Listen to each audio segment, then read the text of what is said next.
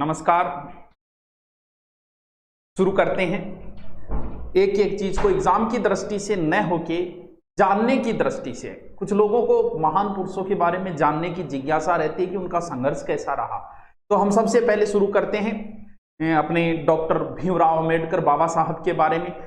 इनके जो पूर्वज थे वो महाराष्ट्र के रत्नागिरी से थे और इनके पिता जो है वो रामजी राव नाम था उनके पिता का। रामजी राव जो ब्रिटिश सेना में नौकरी करते थे, एक सूबेदार के पद के ऊपर थे। बाद में नौकरी के सिलसिले में ये आ गए थे इंदौर के महू के अंदर।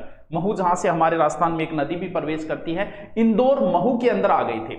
और वहीं पर इंदौर महू के अंदर ही 14 अप्रैल 1891 को जन्म हुआ। उस बालक का नाम रखा गया भीमराव। 14 अप्रैल 1891। भीमराव जो थे वो अपने पिता की 14वीं संतान थे, लेकिन इनमें से सिर्फ 2 भाई और 2 बहन ही बचे थे, यानी जब बाकी की मृत्यु हो गई थी तो 14 संतान, 14वीं थे लेकिन 14 संतानों में 2 भाई और 2 बहन बचे। इनके भाई का नाम जो था वो आनंद राव था, सॉरी इनके 2 भाइयों के नाम, एक भाई का नाम आनंद राव था और दूसरे भाई का जो नाम था वो बसंत राव था। और इनकी 2 बहनें थी, वो एक बहन का नाम मंजुला था और दूसरी बहन का नाम तुलसी था। और भीमराव की माता का जो नाम था वो था भीमाबाई। धीरे धीरे हम आगे की ओर अग्रसर करते हैं। बच्चे का जन्म हुआ, खुशी मनाई गई। कहते हैं कि पूत के पैर पालने में ही दिखाई दे जाते हैं। प्रतिभाशाली बालक का भी पता चल जाता है। कहते हैं कि भीमराव का माथा बहुत चौड़ा था। मैं यहाँ पे जो शब्द प्रयोग में ले रहा हूँ, अभी वो बच्चे हैं इसलिए मैं यहाँ भीमराव शब्द काम में ले रहा हूँ, तो इसको कोई अन्यथा न ले। जैसे जैसे उपाधियां मिलती जाएगी वैसे उन शब्दों का हम प्रयोग करते जाएंगे। तो माथा जिसका चौड़ा हो, कहते हैं कि वो प्रतिभाशाली बालक होता है। तो इससे लगा कि ये बालक जो है वो बड़ा ही प्रतिभाशाली बालक होगा। अब हम इनके पिता की आर्थिक स्थिति का जिक्र करते हैं। हाँ, माना कि इनके पिता जो है वो एक सूबेदार के पद पे थे, लेकिन उस समय ज्यादा तनख्वाह नहीं हुआ करती थी। इतनी तनख्वाह होती थी जिससे लेके, और फिर एक फौज की नौकरी थी तो उसमें वो 15 साल ही नौकरी कर पाए, उसके बाद में हो गए रिटायरमेंट। तो अब उन्हें लगा कि आर्थिक स्थिति खराब हो रही है धीरे धीरे, तो वो उन्होंने क्या किया कि महू को छोड़ दिया उन्होंने, और महू की जगह कहाँ आ गए? महू की जगह जो है वो आर्थिक वजह से, पलायन की वजह से महू से वो सतारा आ गए, यानी सतारा आके रहने लगे।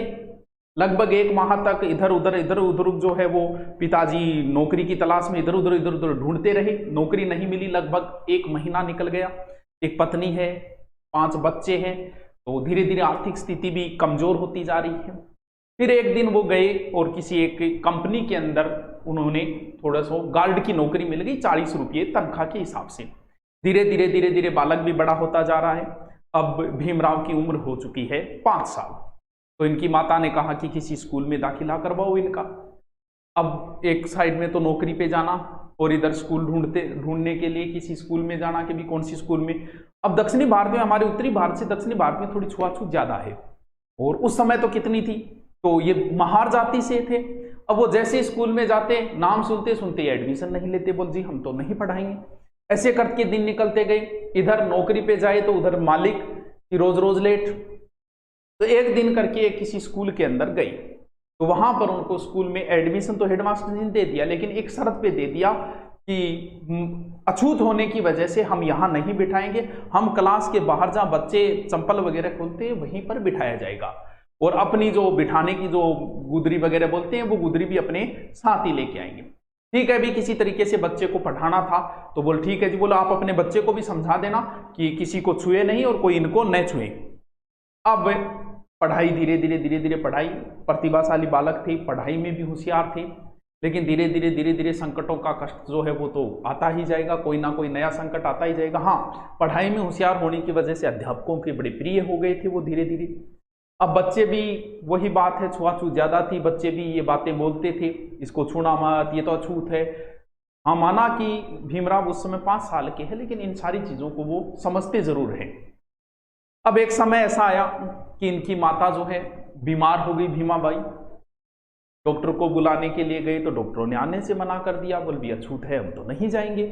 लेकिन कहीं ना कहीं मानवता जिंदा होती है। कहते हैं कि एक वृद्ध डॉक्टर आया और उसने इलाज करने की कोशिश की, लेकिन फिर भी सही इलाज नहीं हो पाया। लगभग 1 महीने तक माताजी बीमार रही और उसके बाद में उनकी हो गई मृत्यु। यानी परिवार के ऊपर जो है वो संकटों का बोझ आता ही जा रहा है। अब परिवार की जो पूरी जिम्मेदारी है वो राम जी के ऊपर आ गई, रामजी राव के ऊपर आ गई। एक तरफ नौकरी करना, एक तरफ 5 बच्चों को संभालना, यानी वो रात को लेट आते, फिर खाना बनाते, रात का खाना ही सुबह खा के भीमराव स्कूल की ओर जाते थे। पहले तो स्कूल में जाते, दोपहर का खाना साथ ले जाते थे क्योंकि स्कूल बहुत ज़्यादा दूर थी। अब उनकी ये समस्या आ गई कि दोपहर का खाना कहाँ से ले जाए, सुबह ही रात का बासी खाना खा के जा रहे हैं। तो पिताजी से कहा, पिताजी ने कहा कि ऐसा कर, दिन में इंटरवल हो तब तू आ जाए कर खाना खाने में, सुबह बना के चला जाऊंगा मेरी नौकरी पे। लेकिन स्कूल दूर होने की वजह से जब इंटरवल पे खाना खाने के लिए आते तो पीछे से जो गुरुजी है वो कहते कि लेट क्यों आ रहे हो, एडमिशन बंद कर देंगे, आपका एडमिशन काट देंगे, स्कूल से दाखिला हटा देंगे। तो फिर ये भी संकट आ गया। तो उन्होंने दिन में और स्कूल के दोपहर इंटरव्यू में घर जाना भी, इंटरवल के अंदर घर जाना भी बंद कर दिया। यानी पूरे दिन भूखे रहना, लेकिन पढ़ाई के ऊपर जो लगन थी उस लगन के हिसाब से सही तरीके से वो पढ़ाई करते हुए चल